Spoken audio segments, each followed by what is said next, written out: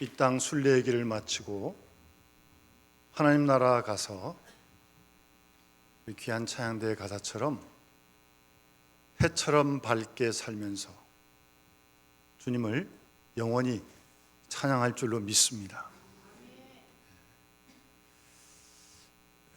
후렴 부분에 주의 은혜 그런 가사가 나오는데 우리 한번 옆 분들하고 인사합시다. 은혜 충만합시다. 은혜 충만합시다. 은혜 충만하면 되는 거 아닙니까? 예, 은혜를 받으러 우리 교회 나오는 거예요. 그러려고 예배 드리는 거고, 또 하나님은 은혜 주십니다. 오늘도 주실 줄 믿습니다. 그래 우리가 받아 사는 거 아니겠어요? 네, 오늘이 올해의 딱 절반 되는 날입니다. 하나님께서 여러 가지 작고 큰 일도 있었지만, 아픔도 고통도 때로 있었지만 견디게 하시고 여기 이르게 하신 하나님께 감사드리고, 여기까지 도우신 하나님이 올해 남은 꼭 절반도, 그리고 우리 남은 인생도 에베네셀 하나님이 도우실 줄 믿습니다. 그 도움으로 주님과 함께 승리하며 영광 돌리는 우리 모든 믿음의 식구들이 다 될 수 있기를 주의 이름으로 축원합니다. 제가 두 가지 질문을 먼저 드릴 텐데 그 질문에 대한 답을 생각하면서 오늘 말씀 같이 나눴으면 합니다. 첫 번째 질문은, 여러분 지금까지 신앙생활을 하시면서 여러분 나름대로 작고 큰 신앙적인 체험이 다 있으셨죠?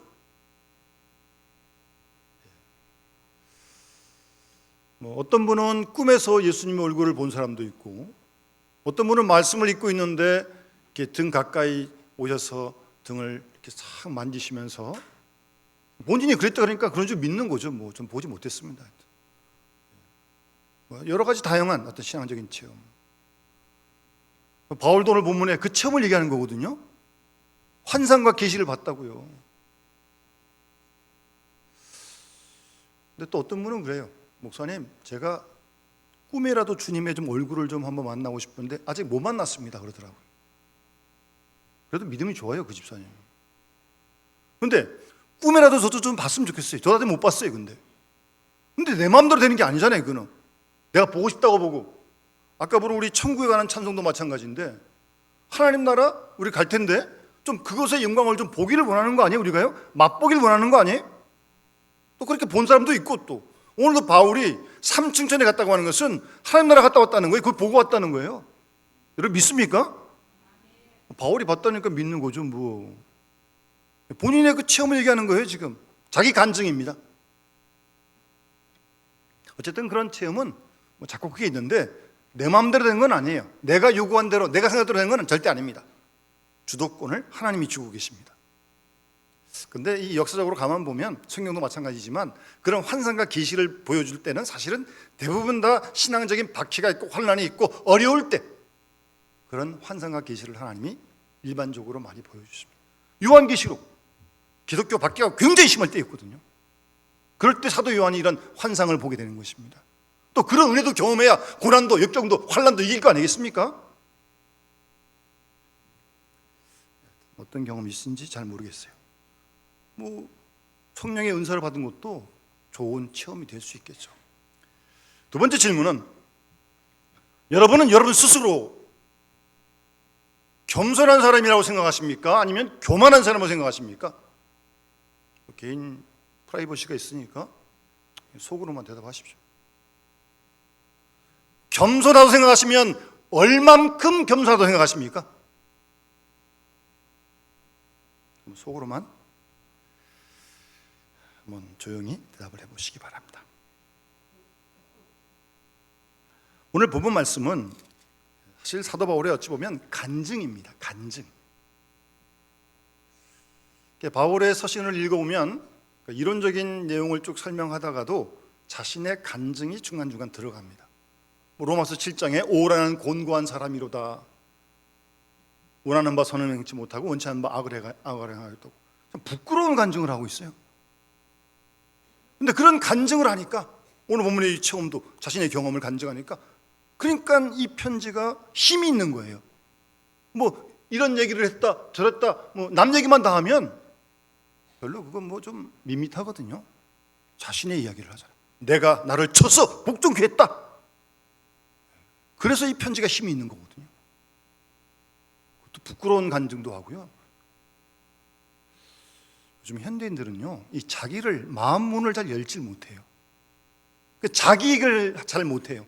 뭐 이렇다 저렇다 누가 어쨌다 남 얘기 주의 이런 얘기는 다 하는데, 판단하는데 자기 마음을 오픈할 줄 몰라요.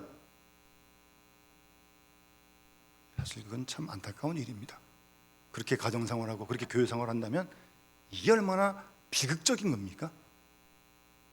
더 안타까운 건 이웃과 마음을 열지 못하면요, 절대 하나님 앞 안 열립니다. 본인이 연다고 착각해도 있어서 그건 안 됩니다. 우리 하나님하고 마음이 열려서 사는 거 아니에요? 바울이 솔직하게 부끄러운 간증도 하고, 오늘 이런 간증도 본문에서 하고 있는 것입니다. 근데 본문을 잘 보세요. 1절 시작하면서 무익 하나마 내가 푸득불 자랑한다. 뭐예요? 무익한데 도움도 안 되는데 내가 할 수 없어서 자랑한다. 그럼 하지 말지. 그러면 왜 해요 도대체?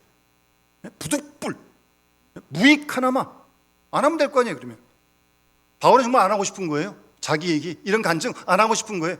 그런데 부득불 한다는 거예요. 무익 하나만 한다는 거예요. 왜요?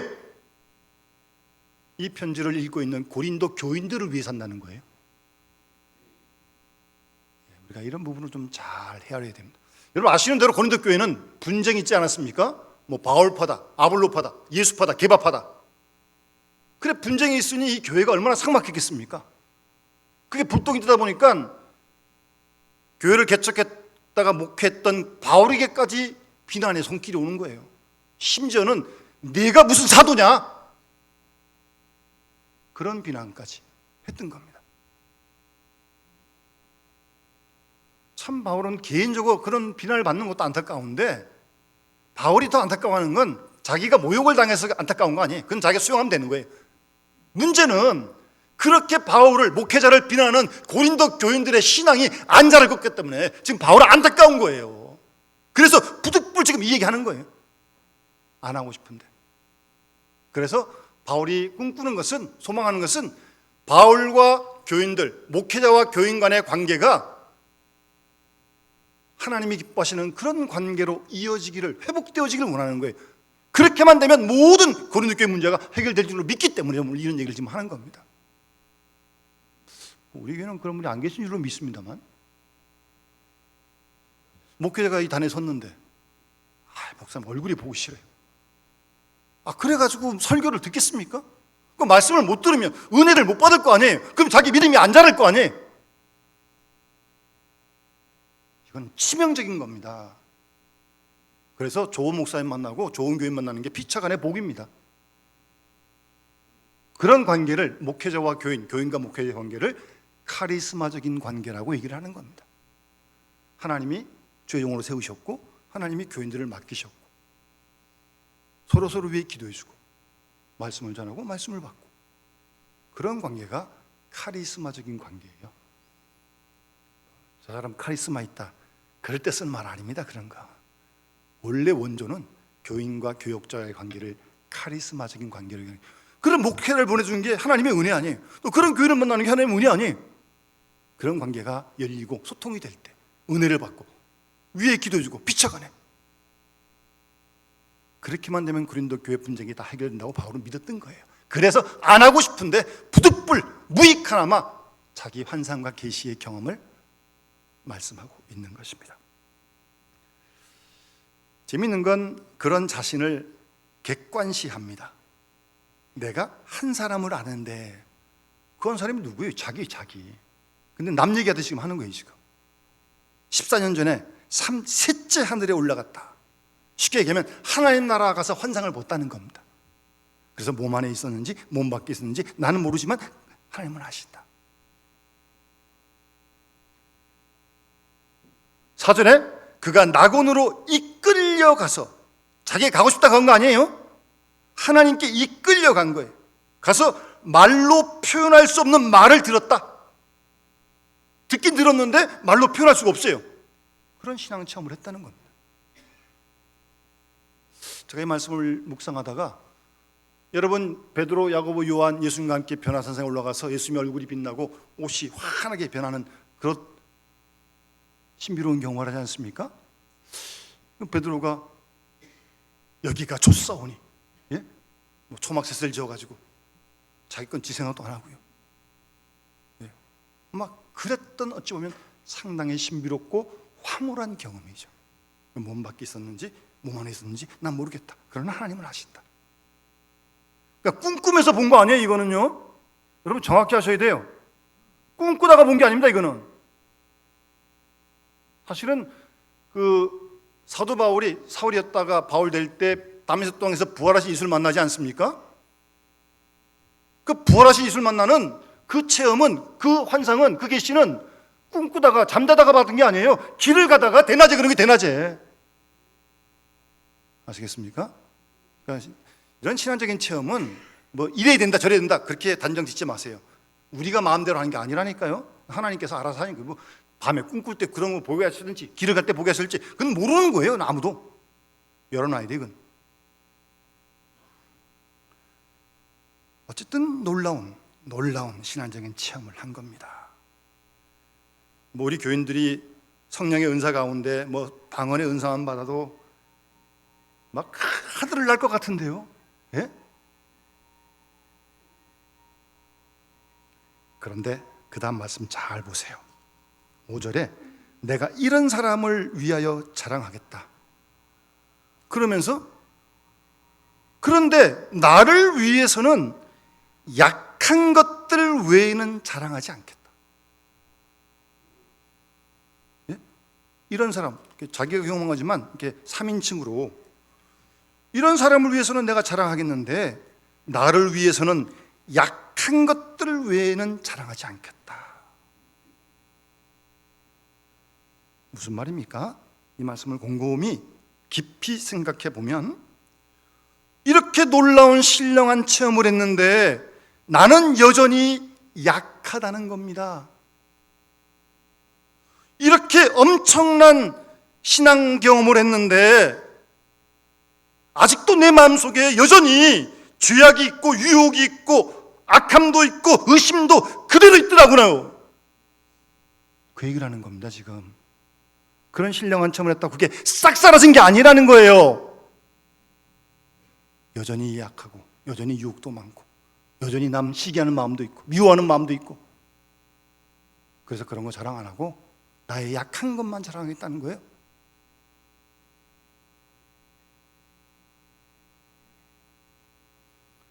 제가 일전에 어떤 청년이 열심히 신앙생활을 하다가 방언의 은사를 받았어요. 좋죠, 기쁘죠, 신나죠, 뛸 것 같죠. 또 남들이 또 그런 은사 못 받는 자기 받으니까 우쭐하기도 하고 좀. 한참 있다가 저를 찾아왔어. 그런 상담을 해요. 목사님, 제가 하나님께서 은혜를 주셔서 방언의 은사를 받았는데, 근데 목사님 여전히 세상이 좋고 여전히 마음에 남 미워하는 마음도 들고 화도 나고, 도대체 이게 목사님 뭡니까? 본인도 혼돈이 생겨서 저한테 물어보러 온 거예요. 저는 방언의 은사를 폄하할 생각 추호도 없습니다. 귀한 은사고 선물입니다. 그런데 그런 은사를 받았다고 그 사람이 획가닥 바뀌는 게 아니란 말씀입니다.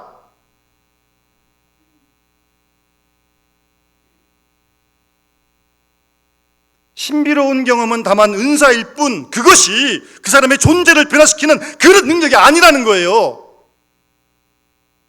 그것이 인간성을 바꾸는 것도 아니라는 겁니다. 잘 기억해야 합니다. 저도 일찍 좀 은혜를 받았거든요. 찬송 부르고 기도하고 뭐 그런 집회 참석하는 게 얼마나 좋은지 모릅니다. 성경 읽으면 막 꿀맛 같고요. 근데 제가 붕 뜨더라고요. 이렇게 막 제가 막 천사가 된 것 같기도 하고 생각에는 뭐. 예? 그런데 또 어떤 때는 뭐 전혀 또 엉뚱한 모습이 드러나고 도대체 뭐가 뭔지 저도 좀 잘 모르겠더라고요. 그래서 바울이 그런 거 자랑하지 않고 내가 약한 것만 자랑하겠다, 그 말씀을 하고 있는 겁니다. 우리 이 사실을 잘 알아야 합니다. 그리고 6절 보면 내가 참말을 한다. 내가 참말을 함이라.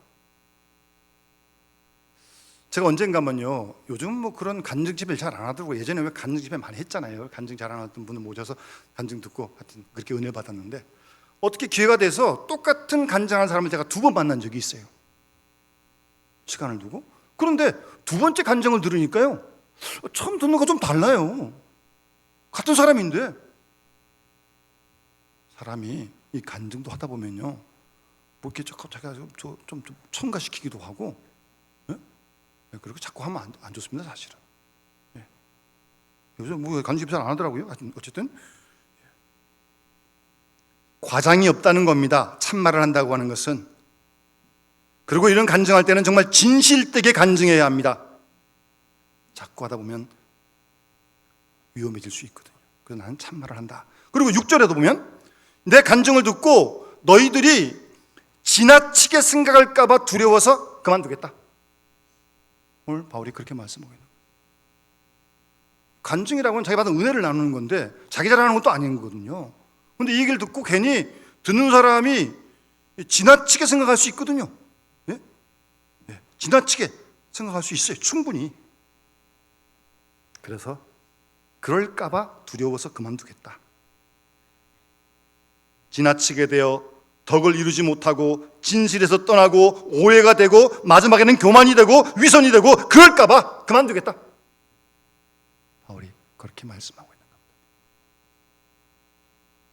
그러면서 이어지는 7절 말씀은 그런 과정을 통해서 넓게 보면 바울이 부름받아 주의 사역을 감당하는 모든 지난 시간을 통해서 깨달은 바 한 가지를 7절 이하에서 말씀하고 있습니다. 그런 표현은 없지만 충분히 그런 뜻이에요. 자신이 그런 놀라운 체험도 하고 복음을 전하면서 수없는 고난을 당하고 다 그러면서 스스로 깨달은 것은 은혜 중에 가장 큰 은혜는, 가장 우선되는 은혜는 겸손이라는 겁니다. 겸손이라는 표현은 없지만 자만하지 않는다는 게 뭐예요? 겸손하다는 거 아니에요? 그게 은혜 중에 가장 큰 은혜라고 지금 그걸 깨달았다는 거예요, 바울은 지금. 여러분 어떻게 생각하십니까?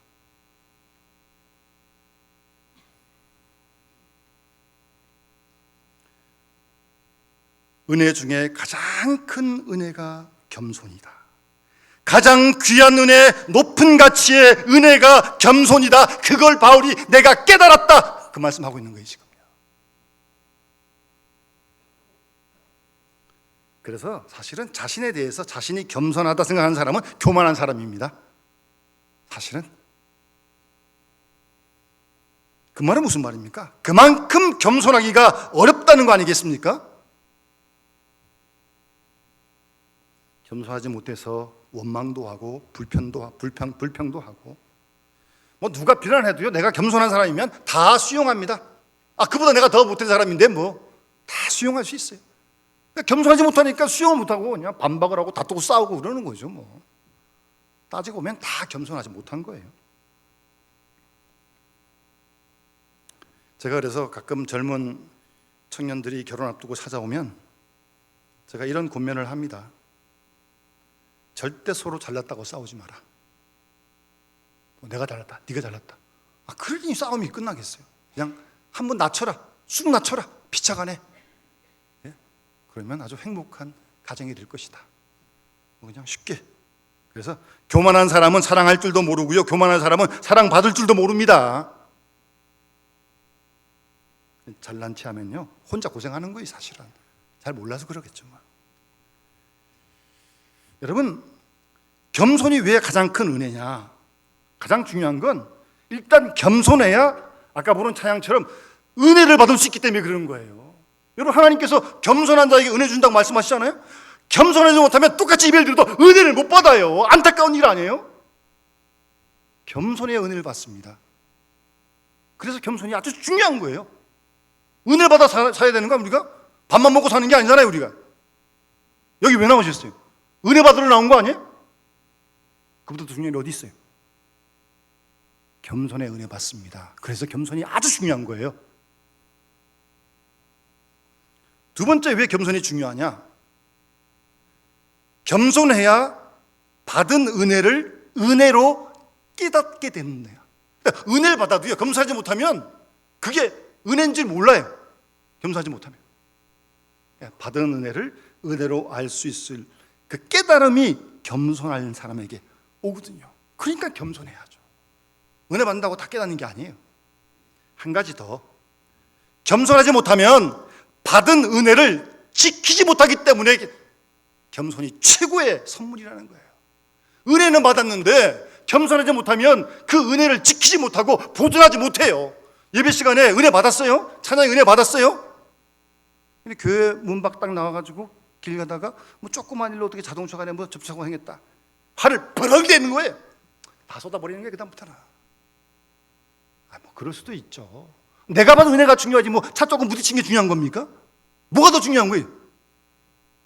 겸손해야 받은 은혜를 깨닫고 받은 은혜를 지킬 수 있어요.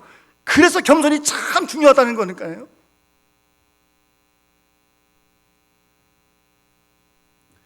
은혜를 지속하려면, 은혜 생활을 지속하려면, 은혜를 보존하려면 겸손해야 됩니다. 계속적으로 겸손해야 됩니다. 그럴 때 우리 속에 은혜의 열매가 맺혀지고 은혜가 능력으로 우리 삶 속에 나타나게 되는 것입니다. 그러니 겸손이 얼마나 중요한 거예요. 최고의 은혜라니까요. 그런데 문제는 나 스스로 겸손하기가 참 어렵다는 겁니다. 아니, 불가능합니다. 사람이 스스로 겸손해지면 우리 세상에 지금 이렇겠어요? 문제는 스스로 겸손해지지 못한다는 게 큰 문제입니다.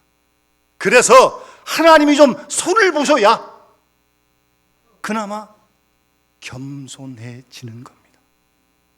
그래서 사도 바울은 오늘 본문 보세요. 7절 말씀에 이는 나를 쳐서 자만하지 않게 하기 위해서 하나님께서 이런 질병을 주셨다. 육체 가시를 주셨다. 나를 쳐서, 친다는 말은 때린다는 말이에요. 그래서 하나님이 이런 질병을, 육체 가시를 나한테 주셨다고 바울은 그렇게 고백하고 있습니다. 하나님이 내 자존심을 꺾으시고 하나님이 내 멍에를 꺾으시고 내 의를 완전히 꺾어버리셨다고. 그래서 자랑할 거리가 없다는 거예요.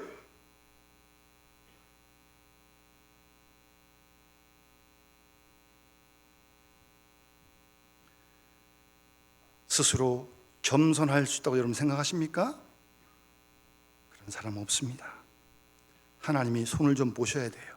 그래야 겸손해져요. 하나님이 낮추셔야 낮아집니다. 나 스스로 결단코 겸손해지지 못합니다.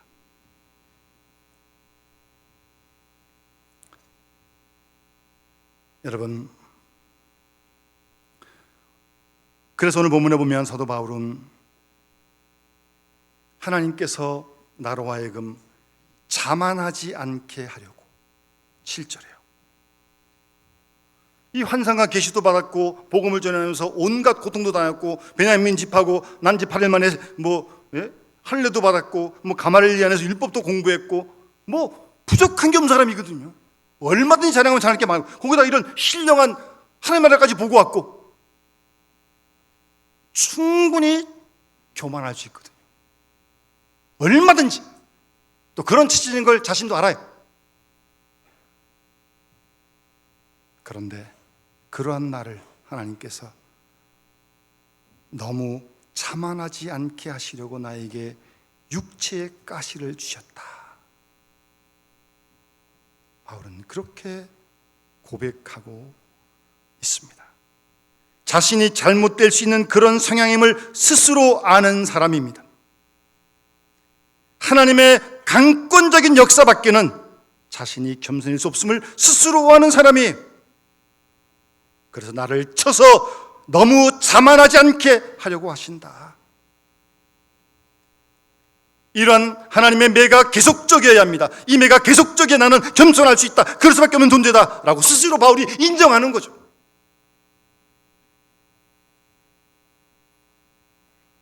육체의 가시가 뭘까? 신학자들은 여러 얘기를 합니다만 많은 경우 이 간질병으로 얘기하는 이론이 많습니다. 요즘 의학이 좋아서 간질병 잘 없지만, 저도 중학교 때 제 친구 하나가 그런 친구에서 꼭 피곤할 때 그런 증상이 생겨요.